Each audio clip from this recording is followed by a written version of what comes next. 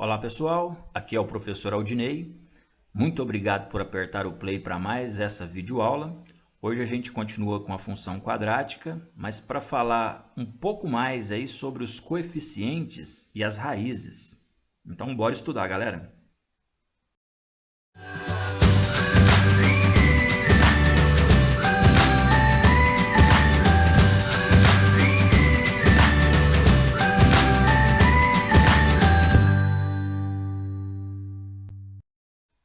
Bom, na nossa aula anterior, a gente começou mostrando que um fenômeno simples como esse aí de chutar uma bola, ele pode ser descrito aí matematicamente por uma função quadrática, Essa trajetória da bola aí pode ser chamada de parábola, que é o gráfico da nossa função quadrática. Se a gente pegar essa situação e extrapolar a realidade, se a gente jogar aí no plano cartesiano, extrapolando o primeiro quadrante, a gente vai ter a parábola desenhada dessa maneira. É uma parábola que representa uma função quadrática. Nesse caso aqui, a lei é dada por menos 0,1x ao quadrado, mais x menos 0,9, onde os coeficientes aí, A, B e C, têm os seus valores dados. E o detalhe, galera, é que a gente vai ver que estes coeficientes nos dizem muito sobre o gráfico da parábola. Só de olhar para a lei da função, muitas vezes a gente já vai poder tirar algumas conclusões aí sobre como é o gráfico da parábola. É disso que a gente vai estar falando agora. Bom, vamos analisar primeiro o coeficiente A. No caso dessa função quadrática, está ali no canto inferior esquerdo, É a lei menos 0,1x ao quadrado, mais 1x menos 0,9, mas eu vou olhar só para o coeficiente A. Vou inclusive criar aqui um controle deslizante aqui para a gente, olha lá, está piscando, para a gente simular alguns valores desse coeficiente A. Olha só, colocando valores negativos, menos 1,8, menos 2, olha o que está acontecendo com a nossa parábola. Olha quando a gente coloca esse coeficiente A com valores positivos. Olha aí para você ver, hein? Negativo, concavidade voltada para baixo. E se o A é positivo, olha aí, concavidade voltada para cima. Se o A é zero, a gente volta lá na função afim, É uma reta. Agora, se o A é negativo, parábola, A positivo, parábola, positivo concavidade para cima, negativo concavidade para baixo. E é isso. O nosso coeficiente A, ele vai estar indicando para a gente, só de olhar o sinal dele, Olhar o valor também, que nunca pode ser zero. Não sendo zero, se for negativo, eu tenho aí uma parábola com a concavidade voltada para baixo. Se for positivo, eu tenho uma parábola com a concavidade voltada para cima. A gente pode até resumir aqui, Olhando só para o coeficiente A, a gente vai dizer então A positivo, concavidade voltada para cima. A menor que zero, A negativo, concavidade voltada para baixo. Beleza? Então é isso que o coeficiente A nos diz. Nos diz aí a posição da nossa parábola no sentido de para onde a concavidade está virada. Pessoal, outra análise importante sobre esse coeficiente A é o seguinte. Quando a gente tem ele positivo aí, como a gente está vendo, O A valendo 0,2, está com a concavidade voltada para cima.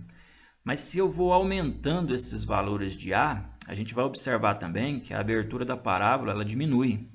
Quanto maior o valor positivo aí do A, a gente tem aí uma abertura menor. Se você vai diminuindo os valores desse A positivo, a abertura da parábola vai aumentando. Agora, no sentido negativo, olha lá, você tem aí um valor menos 0,2, olha como que está a abertura. Se eu for diminuindo esse valor, quanto menor o valor, digamos assim, negativo, a gente tem uma parábola com abertura cada vez menor. Agora, quanto maior o valor negativo, a gente tem uma parábola com a abertura cada vez maior. Não é isso? Observa, menor valor negativo, tem abertura menor. Se é zero, como a gente está vendo ali, não tem parábola. Beleza? A gente pode até dizer o seguinte aqui. Na verdade, quanto maior for o valor absoluto do A, o valor dele em módulo, quanto maior for, menor é a abertura, certo? Se eu pegar esses valores do coeficiente A e analisar eles em módulo, né, o valor absoluto dele, quanto menor, maior a abertura. Quanto maior o valor absoluto do A, menor é a abertura. Tá? Havendo uma inversão aí, certo? Então, mais uma observação importante sobre o coeficiente A da nossa função quadrática. Bom, agora olhando para o coeficiente B da parábola, vamos deixar o A, vamos colocar o coeficiente B como nosso foco. Se a gente movimentar aqui esses valores de B, olha lá, olha o que acontece com a nossa parábola. B igual a zero, B positivo, se eu colocar o B negativo, já podem perceber que quando o B é positivo, é o ramo crescente da parábola que corta o eixo Y. Agora, se a gente colocar esse B negativo, já é o ramo decrescente. Positivo, ramo crescente corta Y.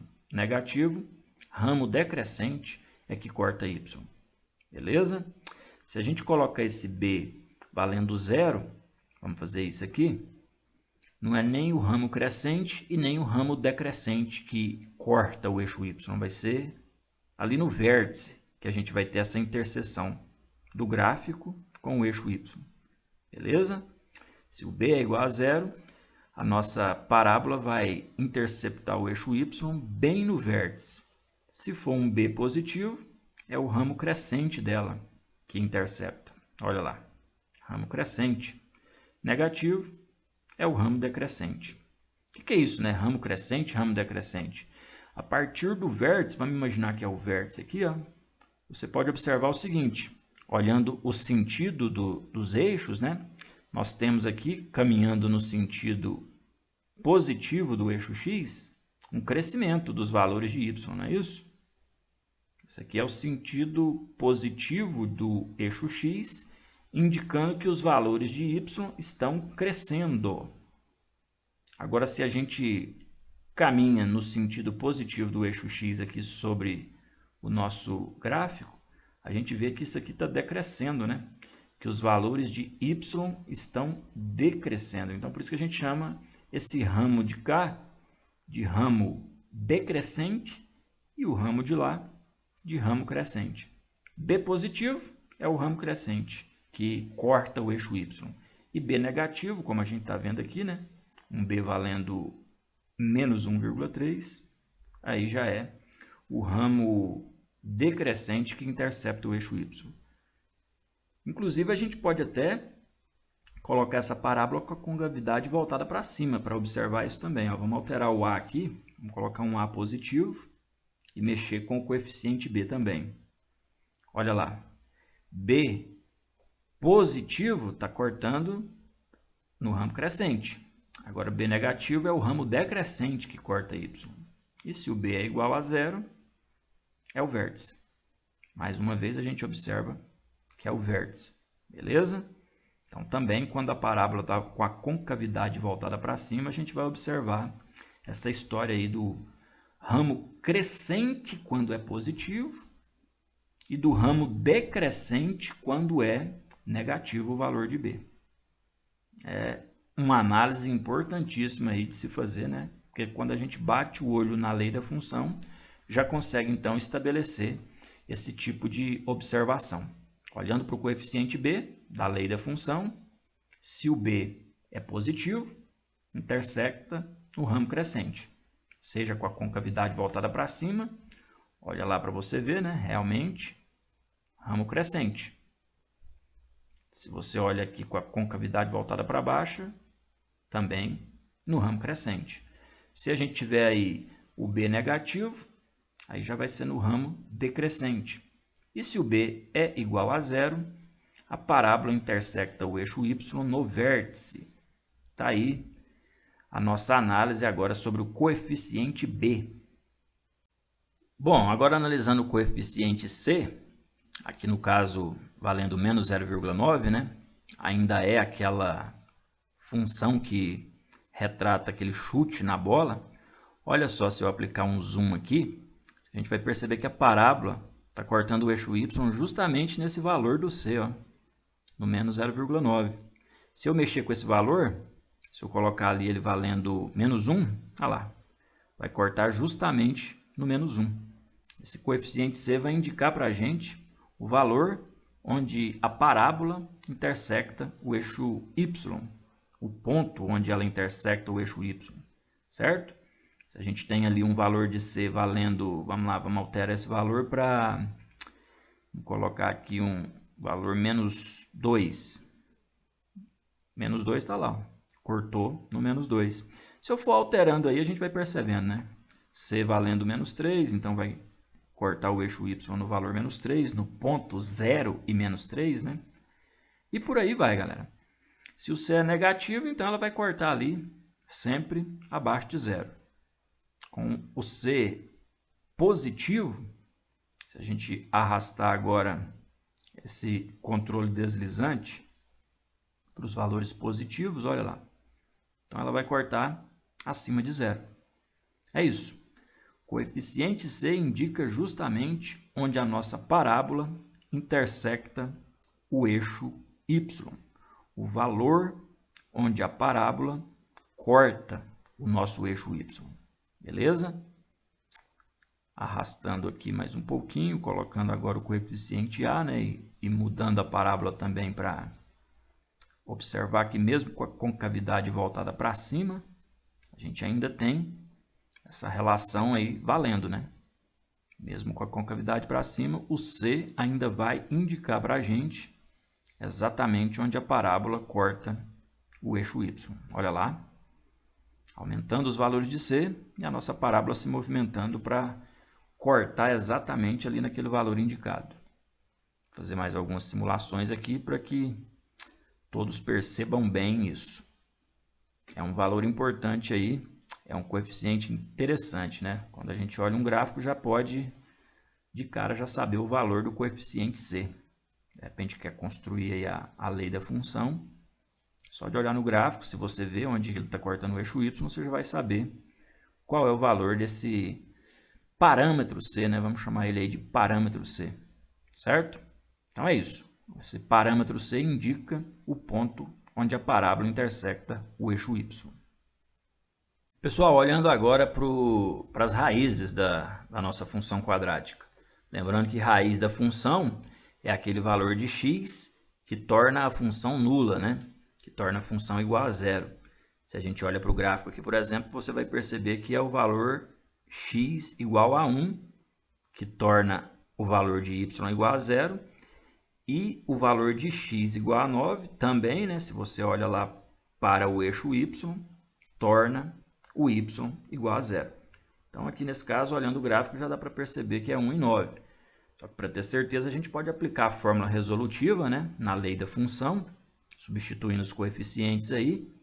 E aí, se você calcular corretamente, vai perceber que realmente o x1 é 1 e o x2 é 9. As raízes da nossa função quadrática. Beleza? Vamos falar aqui sobre a soma e o produto dessas raízes. Que a gente vai ver que tem uma relação que nos ajuda a encontrar essa soma e esse produto de uma maneira mais fácil. Vamos chamar de x1 e x2 aí, as raízes da equação. ax² mais bx mais c igual a zero. E para somar x1 mais x2, eu vou tomar essa fórmula resolutiva, certo? Lembrando que para encontrar o x1, você pode fazer menos b mais a raiz de, vamos chamar de delta agora, né? Para resumir esse b² menos 4ac. Vamos estar chamando aí de delta. Para descobrir o x2, seria ali menos b menos raiz de delta. O que a gente vai fazer aqui? Substituir lá o x1 e o x2 por essas relações. Quando a gente substitui, automaticamente aparece aqui, ó, o menos raiz de delta e o mais raiz de delta, opostos, simétricos. Cancelando, né, sobra só o menos b e o menos b. Juntando, somando aí menos b com menos b, posso dizer que dá menos 2b, né? E o denominador a gente conserva. Simplificando aqui essa fração, dá para dividir aqui o numerador e o denominador por 2. Olha lá, a gente chega aqui que a soma das raízes de uma equação do segundo grau, a soma das raízes de uma função do segundo grau, é dado por menos b sobre a. Se você tiver a lei da função, a soma pode ser encontrada, a soma das raízes pode ser encontrada por essa relaçãozinha aí, por essa razão menos b sobre a. Olha o produto, né? Substituindo também aí o x1 e o x2, a gente observa que em cima nós temos um produto da diferença pela soma. Só pegar, né, então, o quadrado do primeiro menos o quadrado do último. Ficaria desse jeito. No denominador, 2a vezes 2a, a gente pode escrever como 2a ao quadrado. Olha aqui, dá para simplificar aqui, ó, raiz quadrada elevada ao quadrado, dá para fazer uma simplificação. Esse delta aqui também, a gente pode substituir ele por esta relação, que é o b ao quadrado menos 4ac. Vamos lá, substituindo, vai ficar desse jeito. A gente já percebe novamente dois simétricos aqui, ó, b ao quadrado menos b ao quadrado. A gente vai perceber que esse menos e menos dá mais. O 4 cancela com o 4, né? Simplifica, na verdade. A ao quadrado aqui, ó, não é que corta, né? A gente simplifica o de cima e o de baixo, dividindo aí os dois por a. Por isso que vai sobrar só o coeficiente a no denominador. Então, sobrou só o coeficiente c em cima e o coeficiente a embaixo. A razão c sobre a é que nos dá aí o produto das duas raízes. Olha aí que legal, hein? A soma é dada por menos b sobre a e o produto pode ser encontrado pegando o coeficiente c e dividindo pelo coeficiente a. Certo? É uma relação aí, então, entre as raízes e os coeficientes aí da nossa lei da função ou da equação. Vamos até pegar a nossa função anterior, né? Que a gente já sabe que a raiz 1 é 1, a raiz 2 é 9. E aí, se a gente aplicar ali aquelas relaçõezinhas, olha lá, a soma é dada por menos b sobre a. Vou até indicar aqui. Coeficiente b dividido pelo coeficiente a. Coeficiente b aqui que é 1, né? Realmente, hein? Se eu pegar aqui 1, aliás, coloco o sinal de negativo, 1 dividido por menos 0,1, isso aqui vai dar um total de 10, que é o resultado da soma, 1 mais 9. Realmente dá 10. Ó. Agora, se eu pegar o produto, né, que é dado por c sobre a, coeficiente c, que é menos 0,9, então vou colocar aqui em cima, menos 0,9. Vou indicar a relação primeiro, né, c sobre a. Então, menos 0,9 dividido por menos 0,1. Se você fizer essa divisão, vai ver que vai dar 9. Realmente, o produto das raízes aqui é igual a 9.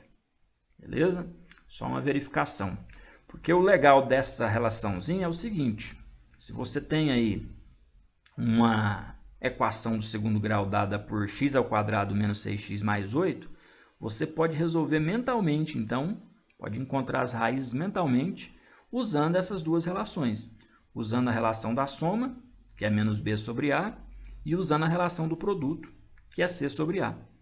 Por quê, né? Vamos ver como é que isso aqui vai nos auxiliar a descobrir as raízes dessa equação sem usar a fórmula de Bhaskara. Olhando aqui para o produto, então, eu teria 8 sobre 1. Confere? Coeficiente c é 8, coeficiente a é 1. Vamos até indicar ele aqui, né? Então, seria igual a 8. Eu sei que eu tenho duas raízes que, quando multiplicadas, dá 8. É claro que você pode supor aqui que é um 1 vezes 8, né? Você pode também supor que é um 2 vezes 4. Há várias possibilidades, né? Para dar 8. Agora, vamos olhar para a soma e ver o que que dá. Olha lá, é menos b sobre a, hein? O b é negativo, ó. Então, vai ficar menos 6 dividido por 1. Menos e menos dá mais, né? Então, isso aqui vai dar 6. Galera, olha só, eu estou procurando, então, dois valores que, quando eu multiplico, dá 8 e quando eu somo, dá 6. Será que é difícil imaginar? Dois valores multiplicados dá 8, somados dá 6. Eu tinha dito, né, que multiplicar 1 vezes 8 dá 8. Mas somar não dá 6, né? Somar 1 mais 8 não dá 6. Agora vamos pensar aqui, sei lá, no 2 vezes 4 ou 4 vezes 2, a ordem aí não importa. 2 vezes 4 dá 8. E 2 mais 4 dá 6. Pronto, beleza. Então eu resolvi ali. Eu tenho um x1, um x1 valendo 2 e um x2 valendo 4. Usando aí essas relações da soma e do produto, de repente a gente pode encontrar as soluções das equações de segundo grau, as raízes da função quadrática, de uma maneira mais rápida. Beleza? Bom, além de facilitar esse encontro das raízes aí através de cálculos talvez mais simples, a gente também vai usar essas duas relações da soma e do produto, das raízes, para encontrar o que a gente chama de forma fatorada de uma função polinomial do segundo grau, certo?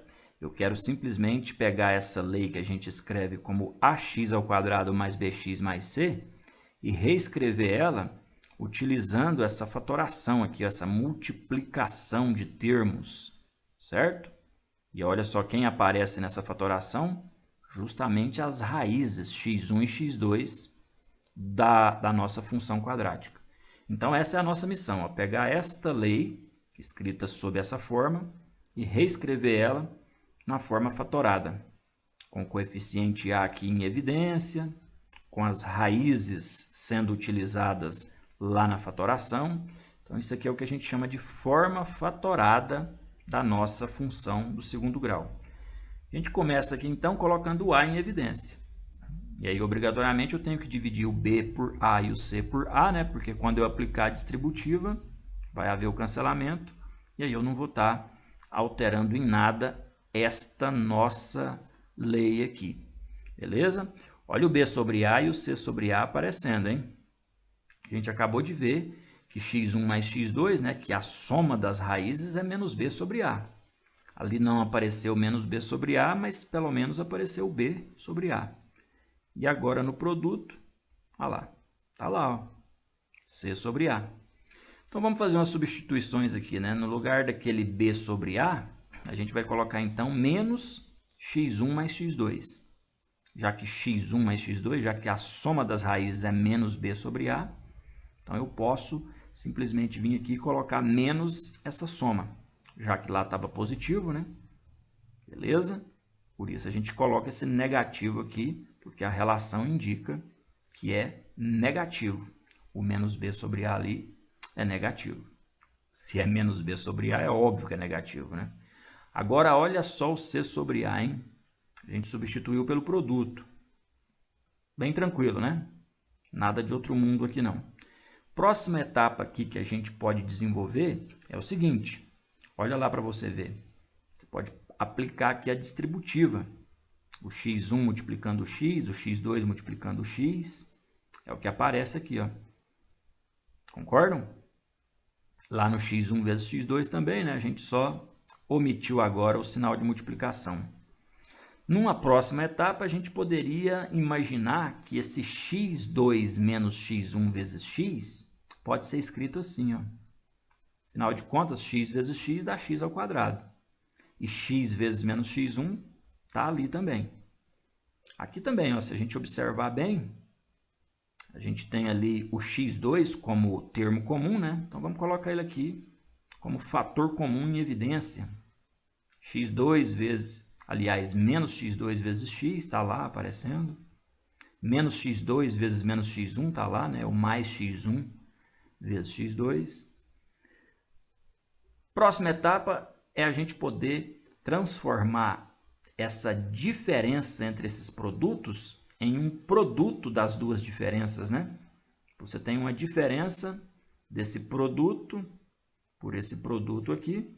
Então, eu tenho um produto dessas duas diferenças que apareceram. Se você aplicar aí a distributiva, vai perceber que se volta lá atrás. Não estamos fazendo nenhuma mágica aqui, não. E é isso, galera. Aqui é o que a gente chama de forma fatorada da nossa função quadrática. É só omitindo aí o colchetes desnecessário, a gente tem aí realmente a que multiplica x menos x1 vezes x menos x2 como a forma fatorada da nossa função quadrática. Bom, se a gente voltar na equação do segundo grau que a gente resolveu anteriormente, só que agora pensando nela como uma função, né? Não vamos pensar nela como uma equação, não. Vamos pensar nela como uma função quadrática. Vou colocar o igual a y aqui para ficar correto. Então, o que eu posso fazer? Simplesmente escrever ela agora na forma fatorada. E por que esta é a forma fatorada, né? Porque o coeficiente a aqui a gente está vendo que é 1. Esse x1 vale menos 2 e esse x2 vale 4, porque a gente acabou de ver, né?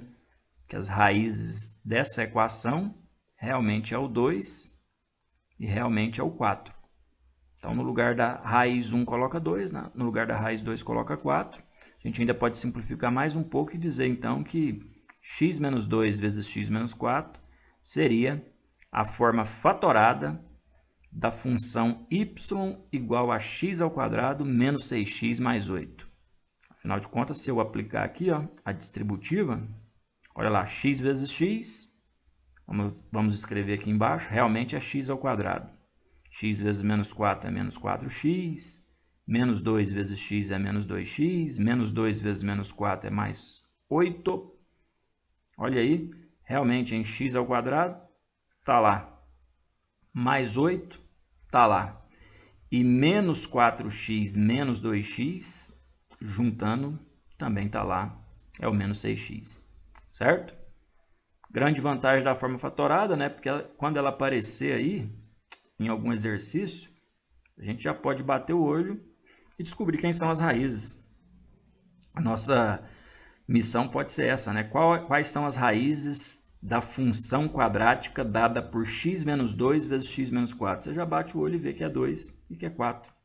Se tiver, por exemplo, lá uma função y igual a x menos 1, que multiplica x menos 3. Você já sabe que as raízes são x1 igual a 1 e x2